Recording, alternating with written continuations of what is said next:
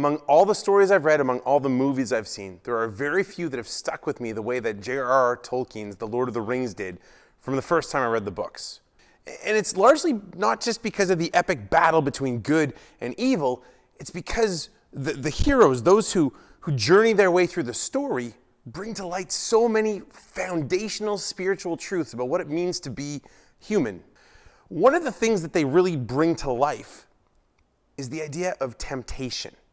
In the midst of the story, the heroes are tasked with destroying a great weapon of the enemy. And it's a weapon that they are told they can never use because it would tempt them away from good and into evil far, far too easily. And as the story goes on, we see varying degrees of success and failure in face of temptation by our heroes.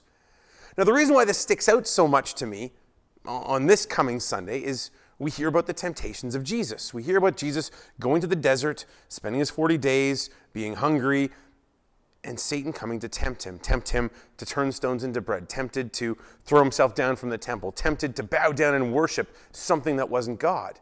And every one of these temptations is a temptation that you and I face. It's a temptation that we face to somehow put something ahead of our commandment to love God with heart, soul, mind, and strength. And as we all face this temptation, like the characters in The Lord of the Rings, we all fail. This is certainly true of every biblical figure who came before Christ. They all faced temptations, and they fell short. And I don't just mean Adam and Eve with the fruit in the garden.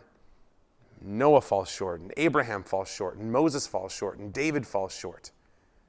But it is Christ who stands up and who shows us that the way to stand up is to answer temptation with truth.